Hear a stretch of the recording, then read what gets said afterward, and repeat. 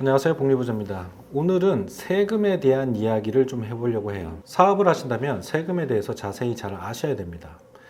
이걸 잘 모르면 세무사와 대화도 잘 안 되고, 대화가 잘 안 되면 그들이 알려주는 것도 한계가 있기 때문에 대표님들이 손해보는 경우를 맞이하게 됩니다. 그래서 세금에 대한, 세법에 대한 거는 기본적으로 아셔야 될 걸 오늘 한번 다뤄보려고 합니다. 그래서 기본적인 세법에 대해서 알아볼 건데 여러 가지 용어들이 있어요. 일단은 간이과세자인 경우에는 사업자별로 부가세가 면제된다. 조건은 매출이 4,800만 원 미만일 시에는 부가세를 면제받는다는 이야기는 들어보셨을 거예요. 그래서 간이과세자를 많이 하시려고 하죠. 이와 상반되는 용어에는 일반과세자라는 게 있습니다. 뒤에서 더 설명을 하겠지만 연 매출이 8천만 원 이상이 되면 일반 과세자로 변경이 되고 세금이 좀 더 늘어나게 됩니다. 그리고 부가세라는 게 있고 종합소득세인 종소세가 있습니다. 이 둘 간의 차이도 기본적으로 아셔야 됩니다. 그리고 종소세에 관해서 추계신고라는 게 있어요. 그리고 추계신고를 하면서 단순경비율, 기준경비율이라는 이러한 용어가 나오게 되는데 적어도 이러한 용어들에 대해서는 기본적으로 알고 계셔야 세무사님과 대화가 가능할 거라고 저는 생각해요. 그러면 이 모든 용어들을 전체적으로 몇 장으로 한번 정리를 해보았습니다. 일단 세금에 대한 정리를 하려고 이 장을 만들었는데 첫 번째는 일반 사업자와 간이 사업자의 차이가 무엇이냐. 결국엔 아까 말씀드렸던 것처럼 8천만 원 연매출 이상이 되면 일반 사업자가 되는 것이고 간이 사업자는 8천만 원 미만이면 간이 사업자입니다. 그런데 여기서 또 헷갈릴 수가 있죠. 내가 만약에 8월에 창업을 해서 매출을 발생시켰는데 해당 년 12월에 이제 매출 마감을 하고 나니까 한 7천만 원 정도 된 거예요. 그러면 이 사람은 간이 과세자 요건일까요? 일반 과세자 요건일까요? 조금 헷갈리죠. 이 8천만 원이라는 매출에 대한 잣대는 1년을 12달로 나눈 기준으로 보시면 돼요. 그래서 반년 6개월 만에 7천만 원을 버셨기 때문에 일반 과세자가 될 확률이 높습니다. 월별로 환산해서 생각하시면 될 것 같아요. 그럼 매출 기준에 대해서 한번 더 좀 알아볼게요. 예전에 해외 구매 대행 수업을 할 때 쓰던 자료인데 업종 코드를 왜 해외 직구 대행업을 선택해야 되느냐라고 만들었던 자료가 있습니다. 예전에는 해외 직구 대행업이 749609라는 업종 코드를 가지고 있었어요. 그런데 업태가 서비스업이었죠. 서비스업. 그래서 부가세율이 약 3% 정도 됐습니다. 그런데 지금 현재는 52510으로 소매업에 해당이 되면서 해외 직구 대행업이라는 업종명도 특정하게 되었고 일단 소매업이 되면서 서비스업보다는 낮은 세율을 받게 되었습니다. 그래서 해외 직구 대행업이 최근까지도 각광을 많이 받고 있죠. 거기서 더 재밌는 건 해외 직구 대행업이 되게 되면 순이익은 중개업 매출이기 때문에 구매 대행 수수료, 판매했는 금액이 매출이 되는 게 아니고 해외 직구 대행업의 매출은 내가 전달한 금액이 되겠죠. 거기에서 매입을 하고 했던 모든 비용을 뺀 비용이 매출로 잡힙니다. 특이한 구조를 가지고 있어요. 그러다 보니까 해외 직구 대행업으로 매출을 얘기하는 건 거의 순이익에 가깝다고 보시면 돼요. 5천만 원의 매출을 냈다고 한다면 실제로는 5천만 원이 순이익이라고 볼 수 있는 거죠. 사실 여기서 판매액하고 매출은 다른 개념으로 이해를 하셔야 됩니다. 그러면 여기서 차감될 수 있는 비용은 어떤 것들이 있느냐? 상품가, 내가 해외에서 구매했던 가격, 그리고 해외 배송비, 국내 배송비, 포장, 관세 등등 기타 비용을 모두 떨어내고 쇼핑몰 수수료까지 떨어내서 이거를 비용으로 처리할 수 있어요. 그럼 여기에서 나오는 또 중요한 단어가 있어요. 적격 증빙 자료. 이 적격 증빙 자료를 5년 동안 보관해야 되는 특성이 있는데 현금 영수증, 세금 계산서, 신용카드 내역서 이 세 가지가 적격 증빙 자료입니다. 여러분들이 어떠한 업종을 하시든 간에 적격 증빙 자료가 현금 영수증, 세금 계산서, 신용카드 이 딱 세 개만 가능하다는 걸 꼭 기억하셔야 됩니다. 간이과세자의 자격이 되려면 예전에는 4,800만 원의 매출을 냈으면 간이과세자에서 일반과세자로 변경이 됐습니다. 하지만 2021년 1월 1일부터는 8천만 원으로 상향이 되면서 8천만 원까지 간이과세자로 유지가 가능합니다. 간이과세자의 경우 매출액이 이전에는 3천만 원 미만이면 부가세 면제를 받았는데 지금은 4,800만 원까지 부가세 면제를 받을 수 있어요. 서두에서 말씀드렸다시피 이거는 사업자별로 받을 수 있는 혜택이기 때문에 사업자가 여러 개라 하더라도 각각의 사업자를 4,800만 원 미만으로 유지를 하신다면 부가세를 다 면제받을 수 있습니다. 간이가세자가 받는 혜택이 정말 큰 거죠. 근데 해외 직구 대행업을 하신다면 이 장부 작성이라는 게 굉장히 중요해집니다. 왜냐하면 적격 증빙 자료에 대한 거를 일반 소매업에서 다루는 매출 에서 부가세를 산출하는 게 아니고 실제로 장부에 작성했던 그 내용, 이 소명 자료가 있어야만 실제 판매액이 매출이 아니라 중개했던 수수료, 실제 순이익이 매출로 증빙이 가능하기 때문이죠. 그래서 해외 직구 대행업을 하실 경우에는 장부 작성이 반드시 필요합니다. 그래서 일반 과세자와 간이 사업자의 구분은 8천만 원이라는 숫자 꼭 기억하시면 좋겠고, 부가세 면제를 받는 한도는 4,800만 원 미만이다. 이것만 기억을 하시면 될 것 같습니다. 그 다음은 이제 부가세에 대해서 얘기할 건데, 일반 사업자와 간이 사업자의 비교를 딱 이 한 장으로 다 정리를 했어요. 세금은 일반 사업자의 경우 매출의 10%를 부가세로 책정을 합니다. 하지만 간이과세자일 경우에는 1.5%만 내는 거죠. 자, 그리고 공제 금액도 매출의 1.3%를 공제를 하는데 적격 증빙 자료만 인정을 해줍니다. 신고는 일반 사업자일 경우에 한 해에 2번 냅니다. 1월에 한 번, 7월에 한 번. 그리고 간이 사업자는 1월에 딱 한 번만 하게 되죠. 그래서 간이 사업자가 월등히 세금 내는 횟수에서도 간편합니다. 그래서 일반 사업자의 경우는 7월에는 해당 년인 1월부터 6월까지의 매출에 대한 부가세를 책정해서 7월에 내고, 1월에는 그 전년도인 8월부터 12월까지의 매출을 기준으로 부가세를 책정을 해서 부가세를 징수하는 거죠. 종소세에 대해서 이제 알아볼게요. 종소세는 세율이 소득 구간에 따라 다르다는 이야기를 들어보셨을 거예요. 그래서 적게는 6%, 많게는 45% 정도의 소득세 세율을 가지고 있습니다. 그러면 세율이 어떻게 다르냐? 종합소득세는 부가세와 다릅니다. 부가세는 순수하게 매출에 대해서 일방적으로 먹이는 부가가치세인데, 종합소득세는 말 그대로 종합해서 소득세, 벌어들인 세금을 부과하는 거죠. 그래서 여기에는 내 주민등록번호 기준으로 벌어들인 모든 소득에 해당되는 것을 세금을 부과합니다. 그래서 이자, 그 다음 배당, 그 다음에 부동산 임대업을 했다면 임대소득, 그 다음에 사업을 했다면 사업소득, 근로소득, 연금소득, 기타 소득, 모든 소득을 내 주민등록번호를 기준으로 모든 소득을 계산한 다음에 징수를 하게 되는 거죠. 만약에 직장에 다니면서 근로소득을 가지고 있는데 사업을 하셨다. 그러면 사업소득만큼 또 근로소득에 부과가 되면서 더 많은 세금을 내실 수 있어요. 그러면 이 세금을 징수하는 구간이 있는데, 구간이 2021년 귀속으로 지금 현재는 이 구간을 이용을 하고 있습니다.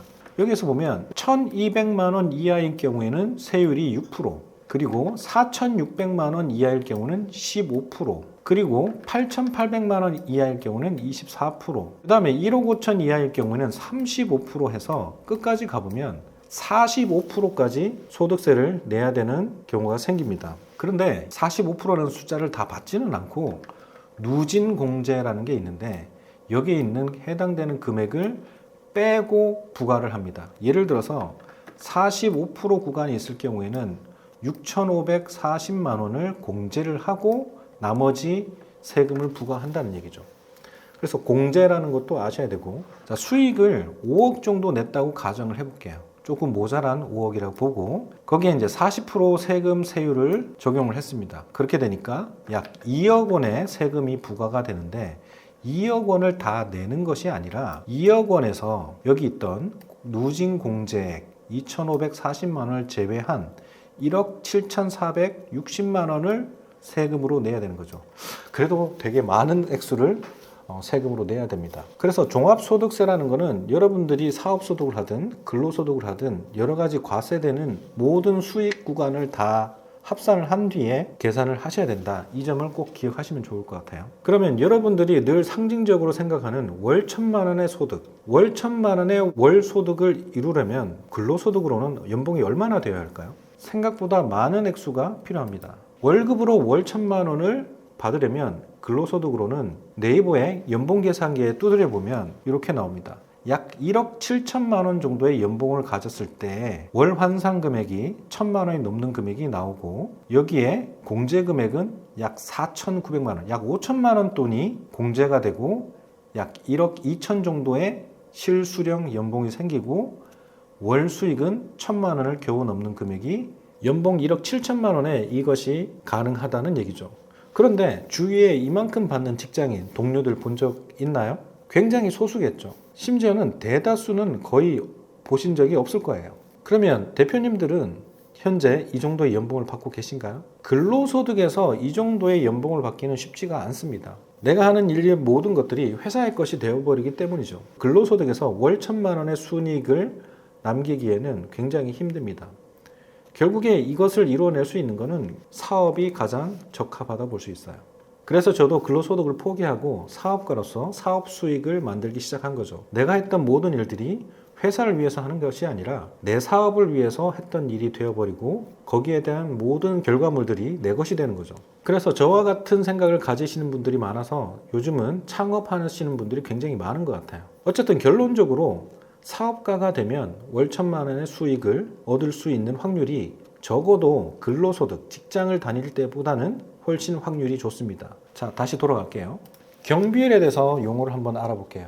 경비율이라는 것은 결국에는 증빙을 해서 경비를 얼만큼 썼는지 인정해주는 제도인데, 원래는 기준경비율이라는 게 있어요. 기준경비율. 기준경비율은 이 정도밖에 인정을 해주지 않아요. 그래서 나머지 것들까지 내가 비용으로 처리했다는 지출이라는 것을 증빙을 하기 위해서는 모든 경비에 대한 증빙을 해야 됩니다. 그래서 아까 얘기했던 적격증빙자료, 현금영수증, 세금계산서, 신용카드 내역서 등을 통해서 모든 걸 증빙을 해야 됩니다. 증빙을 하지 않을 경우에는 비용으로 처리를 못하게 되는 거죠. 그만큼 인정을 못한 구간만큼은 수익으로 인정이 된다는 거예요. 그러면 세금이 늘어나는 결과를 맞이하게 되죠. 그럼 여기에서 기준경비율 말고 단순경비율이라는 이야기가 나오는데, 단순경비율은 업종별로 어느 정도의 경비를 쓴다는 데이터를 기반으로 정해놓은 것이 단순경비율입니다. 모든 사업자가 단순경비율을 사용할 수 있는 건 아니에요. 그래서 단순경비율 대상자다라고 하면 그때는 정말 좋은 혜택을 많이 받죠. 왜냐하면 해외 직구 대행업일 경우에 86%의 경비율을 인정받습니다. 결국에 내가 아무리 마진을 40%, 50%까지 만들어서 수익을 창출했다고 할지언정 40%만큼 수익에 대한 세금을 부과하는 것이 아니라 14%에 대한 수익으로 인정을 하고 거기에 과세를 하는 거죠. 그래서 나머지는 굉장히 세금 혜택을 많이 받게 되는 구간이 되는 거죠. 그러면 단순 경비율 대상자가 이렇게 좋은 혜택을 받고 있는데 모두 다가 아니죠. 연매출 3억 미만의 신규 사업자일 경우, 어떻게 보면 세법을 정한 것도 실제로 창업을 했던 당년도에 할 것이 많습니다.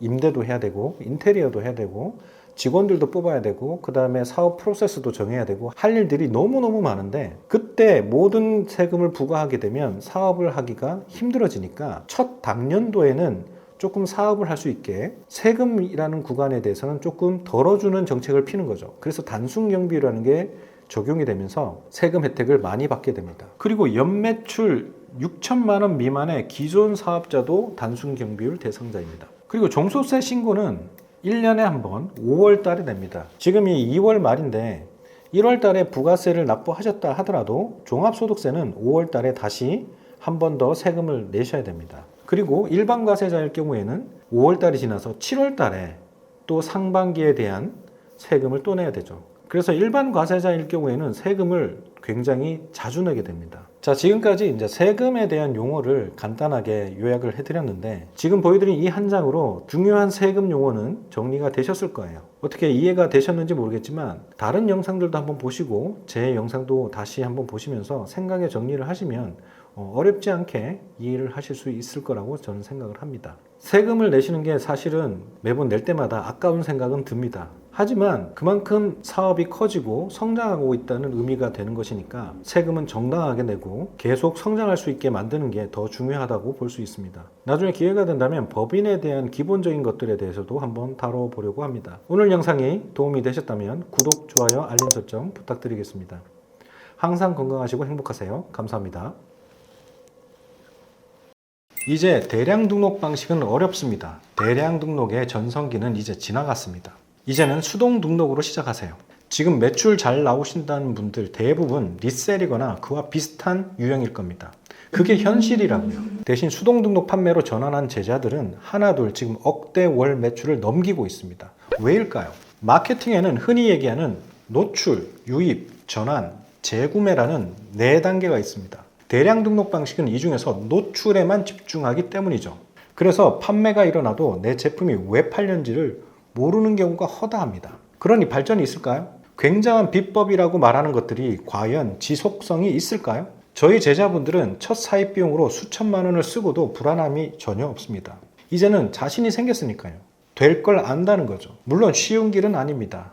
하지만 저도 2021년에 수동 등록으로 시작해서 레드오션 중에 레드오션이었던 마스크가 팔리는 것을 보고 잘 다니던 직장을 그만두고 지금까지 사업을 확장해 가고 있습니다. 지금까지 배출한 제자만 400여 명이 넘습니다. 지금까지의 사업 경험과 강의 경험을 토대로 정말 온라인 사업에서 탄탄한 기초가 되는 필수적인 내용만 담았습니다. 버릴 내용이 하나도 없으실 겁니다. 이 강의를 들으시고 온라인 사업이 나에게 맞는지 한번 확인해 보시는 것도 좋을 것 같습니다. 항상 건강하시고 행복하세요. 감사합니다.